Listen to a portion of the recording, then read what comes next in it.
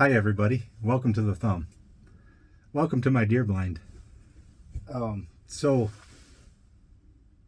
I was just out here in my deer blind. I mean, it is I think it's December, I don't know.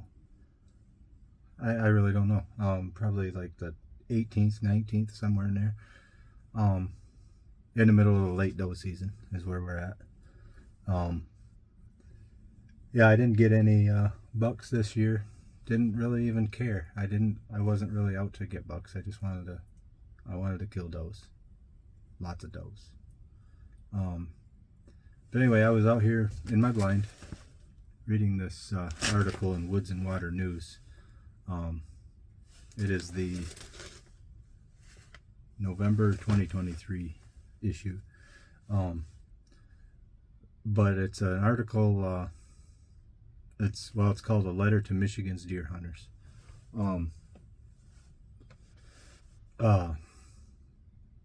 Yeah, what it is, it's by Chad Stewart, deer, elk, and moose management specialist of the MDNR.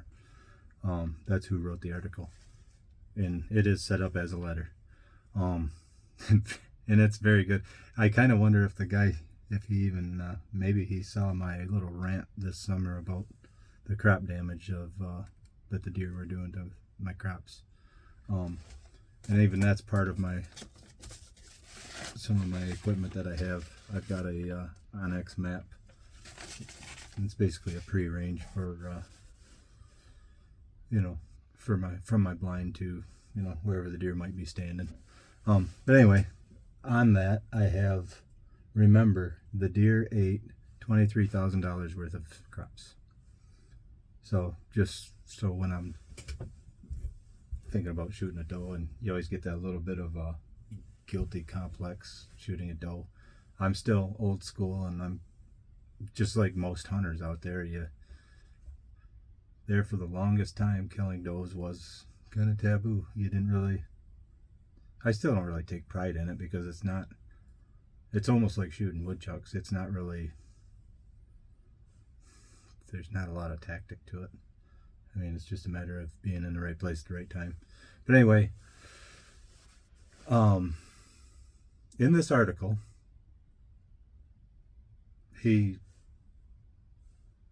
I want to say the bottom line is we need to kill twice as many does as we do bucks. And at the end of season, we have to register our deer now. It's like the second year that we've done it. And I think it's cool. Satellite County, our county, is leading the pack by, last I knew, it was about 1,200 deer. We were ahead that far. That's how many deer are here. But unfortunately, it was still twice as many bucks taken as does. And in our neighborhood, there was one really nice buck. It was 12-point buck. Congratulations, Andrew. Very nice buck. But I think if we would let a few more small bucks go, we might actually see some big bucks like that. I mean, turn the tape recorder on. But people won't do it. There's a buck, and they shoot it. They've kind of let spike horns and 4-points go, but they'll still shoot a small 8-point. It's like, stop doing that. But anyway, shoot more does. But in this article, I mean, everything that he talked about, I agreed with, and I have a lot of respect for our DNR. I mean, they do a good job. They do. I mean, some people gripe about some of the laws that come out. Well, like the last year when the registration thing came out. Oh, I ain't doing that, blah, blah, blah. Don't then. Just process your own deer. Don't take a buck in to get mounted. Because if you process your own deer, you didn't have to do it. But anyway, but let me get back to this article.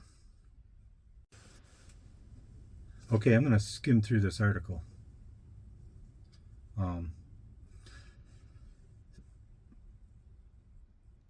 Let's see. It said, if you're in the Lower Peninsula, we are simply not taking enough does during the season to control the growth of deer in many areas.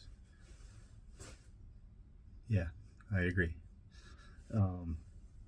Comparative harvest. I mean, I'm not going to read everything word for word, but if you make a quick comparison with the states around us, such as Illinois, Ohio, Indiana, and Wisconsin. I don't know about Wisconsin, but a lot of people from this area go to Indiana, Ohio, and Illinois to shoot big bucks. Okay, that being said, they all typically harvest between 8 to 25% more antlerless deer than they do antlered deer. Okay, so another thing I agree with, we got to get rid of does to make the buck herd better. Okay, I actually went through and kind of highlighted a few areas. Let's see, here's one where I highlighted, I don't even remember why, but to be fair, the mentality of many Michigan deer hunters has improved in recent years. The number of hunters taking the first buck they see probably represents a smaller percentage of hunters than most think, which is true. I mean, you talk to a lot of neighbors, a lot of friends, you know, they'll let the smaller bucks go to a point. Bucks reported harvested in Michigan last year had antlers with at least one side of 4 points on it. Cool. So yeah, so that tells you that people are being a little more, you know, showing some restraint. That's good, but there's a lot of 4 point on one side that would be a lot nicer 4 point on one side next year. Okay, this goes on to another little subtitle here. Okay, changes promoting antlerless take. First and foremost, in the Lower Peninsula, hunters have been able to use either tag on their combo license to take an antlerless deer during firearm or muzzleloader season. So what's that saying is that, you know, a lot of people don't even realize this, that if you get into the late doe season and you still have your combo tags, your buck tags, you can use those to take antlerless deer in the Lower Peninsula. I'm not sure what's going on in the Upper Peninsula. I don't care. I know the wolves are pretty much devastating their deer population. But, okay, that was a mistake on the DNRs. Well, actually, I think that's a federal thing, so our DNR's out of a lot of those laws. So I'm not blaming them. You know, so a lot of people won't go out and buy a doe tag. I always have. I've always bought doe tags, even when you couldn't use your buck tag to shoot a doe. Mainly because I've always had this thought that, you know, sometimes mistakes might happen, you know. I don't know. I never had that problem, but I just wanted to be legal if I did shoot a doe. And but the last 5 or so years I've been shooting my share of does. And last year I shot 10 does, didn't even shoot a buck. In fact, I ate my buck tags. Or one of them. I think I ate one of them last year. Didn't taste very good either. But yeah, this year, I don't know, I still have both my buck tags. I can't use them now. I mean, I don't bow hunt, so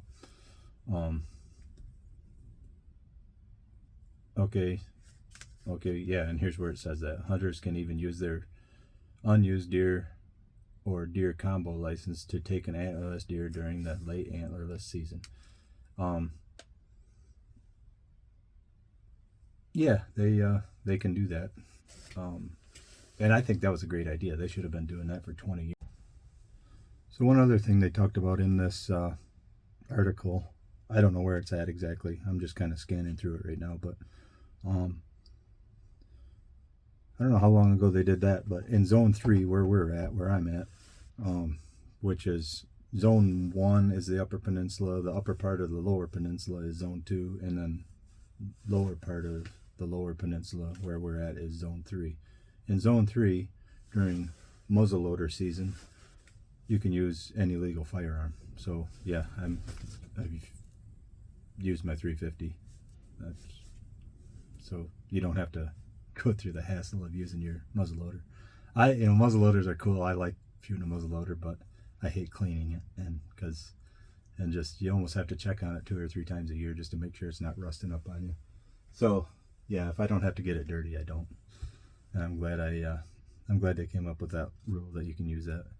But anyway, I don't even know why I guess in the rest of the state they still call it muzzleloader season, but to me it's just like an extended, basically from November 15th to this year it was what I think the 14th. You could just basically, it was just an extended firearm season. So that was cool. I think that's cool, and I think that's a great idea. I hope someday maybe we get to the point where they take that law out.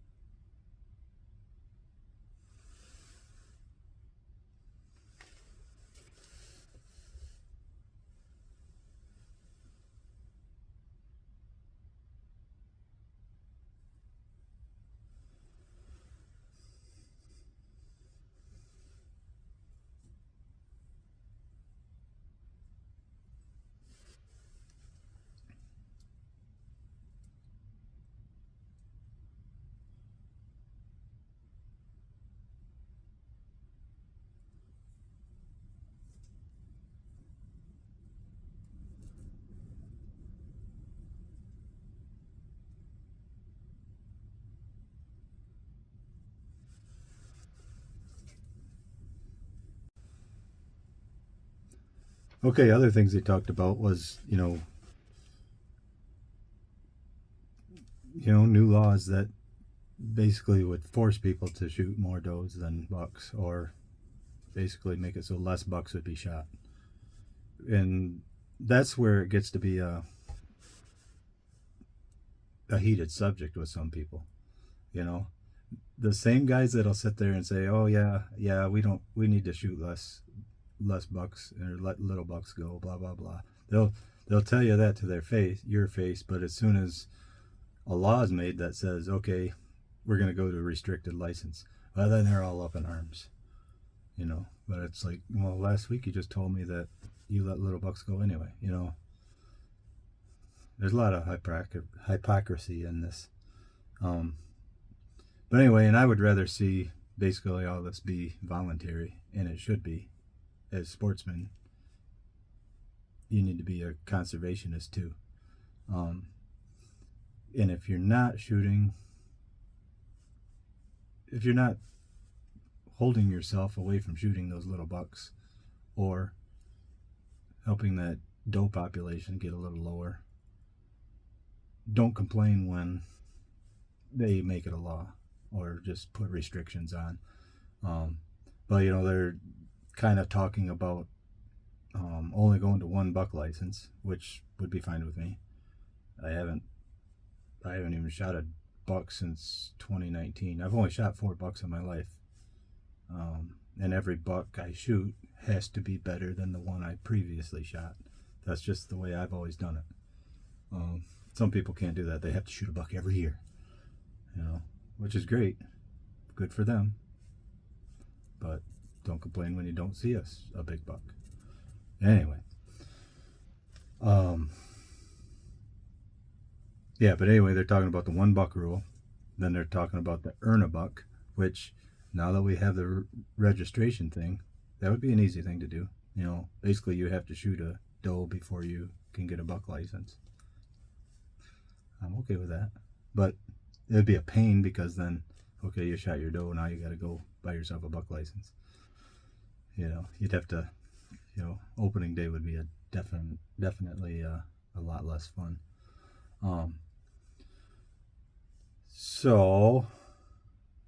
Okay, so it's kind of to the point of, okay, do you want it to be made law? Do you want it to be, or do you want to just do, voluntarily do things to make the buck or to make the deer population less? Okay, what do you want? I guess is what that boils down to. Okay, now towards the end of this article, there, he was talking about how there's still that mentality that if I shoot does, then there'll be less bucks for next year, less deer for next year. And in some areas in Michigan, that might be true. UP, I don't know. I hunted in the UP twice, and I hated it. I didn't see very many deer at all up there. But I mean, I was just basically plopping out in state land. Never did any scouting, nothing. I mean, I'm not saying there's not deer up there, but compared to here, there's not deer up there. Um, but for anybody, especially around in this area, that says, "Oh, if I shoot more does, then there won't be any bucks next year," that's not true at all. I mean, there could be any evening in the summer you could go to anywhere in this area, in any hayfield or bean field or soybeans or whatever. You're going to count 50 deer out in that field, easy, if not more. And honestly, even if everybody that hunted shot 10 deer a year, 10 does a year, I honestly don't think we can keep up to it. It's that bad. Um, um, so yeah, and it said if you find yourself in this, this camp, he said, of having that mentality. Um, okay, he expanded on that a little bit. Said if you find yourself in this camp, which is the camp of, I don't want to shoot does. Says let me share some data we use to make our decisions. Blah blah blah.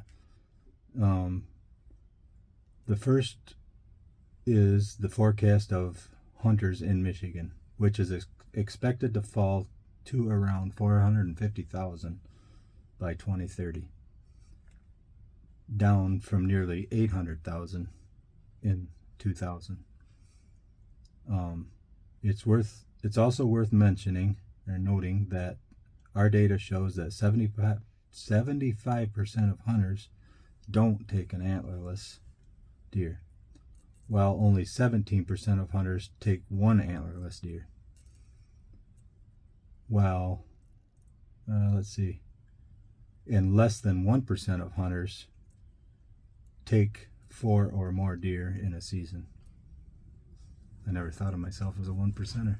I guess I am.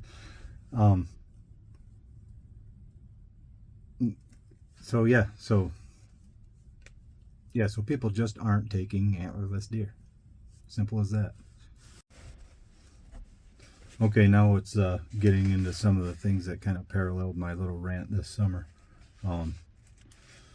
This past year was probably a record year in terms of number of damage complaints our department received from farmers associated with crop damage, which does not surprise me. There's just, I mean, I've always used like fence rows and wood lines as, I drive around a lot. What I do for a living, I put a lot of miles on. And if you're driving around and you see where the wood line is, ate up, all the trees and shrubs and everything are ate up, 6-8 feet in the air, there's a lot of deer there, because even if that's not really what they want to eat, they'll munch on that stuff. And then you go to areas where it's not ate, the wood line and fence rows and stuff are not ate up that 6 feet, so that maybe they don't have a lot of deer there. But then you can drive by fields where if it's kind of protected from, a lot of my fields were that way, where they're kind of protected from traffic on the roads and stuff like that, where the deer can just do what they want all day long. The crop is just ate right down to the root, and if it's not eaten, it's usually trampled. It's just like letting a herd of cattle out there. There's a lot of crop damage going on. And then it went into car problems or car traffic associated accidents. The other impact often associated with high deer numbers is the number of deer vehicle collisions. According to traffic crash data in 2022, there were nearly 59,000 deer vehicle collisions, the highest number since 2009. Nearly 20% of the recorded collisions in Michigan involved a white-tailed deer. So, as hunters, we got to kill more does. Simple as that. At least in lower Michigan. All that being said, we do need to just shoot more does. If we don't, I mean, diseases will come in. I mean, we've been kind of skating around the chronic waste disease and tuberculosis and all that stuff that comes with high numbers. I mean, personally, I like good, healthy deer. I don't care to be the only one out there feeding them and making them healthy, but yeah, we all want good, healthy food to eat. And as far as getting rid of deer, I actually, so far this year, I've donated or given away every doe that I've shot. I think I'm at 7 right now, and 2 of them I gave away to friends who like venison but don't have time to hunt or don't take the time to hunt. Let's see. Yeah, then the rest of them all went to Hunters Against Hunger, I think it's called, where basically you find a butcher shop or whatever that processes deer.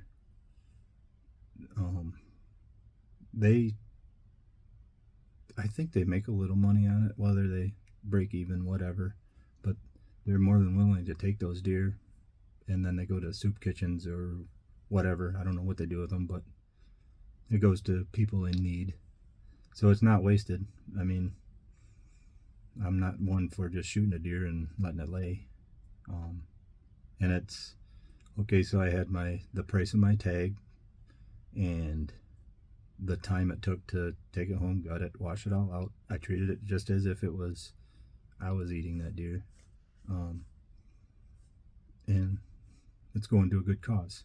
Somebody somewhere is going to bed not hungry because of me, and I take pride in that, and I'm glad I did it, and I hope I can do it more. But anyway, all that being said, I'm gonna stop this rant now, and I'm just begging any hunters out there. I mean, we still have, well, close to half a month of deer hunting left. You know, get out there and at least use your combo tags to shoot does. If you don't have a place to hunt, get with local farmers and work with them. I mean, especially now, what's kind of nice about it now, when it's the only legal deer you can shoot, unless you're bow hunting, the only legal deer you can shoot is a doe. And as far as farmers not letting people on their ground because, you know, they don't want somebody to come in and shoot their buck, legally they can't now, so let them go shoot some does. Yeah, and there again, I'm throwing it in the face of farmers too, because farmers will gripe about the deer eating all their stuff, but they don't go out hunting. There's a lot of farmers who lease ground out, and they don't put any stipulations on it, saying, okay, I want you to shoot 10 does, or else you can't come back next year, or I want you to shoot 20 does, or you can't come back next year. I mean, do that. That would be a simple, you know, some of these guys that don't want to shoot does, it's like, well, do you want to hunt or do you want to shoot does? You know, shoot your does, and then you can shoot bucks. I think that would be a great idea.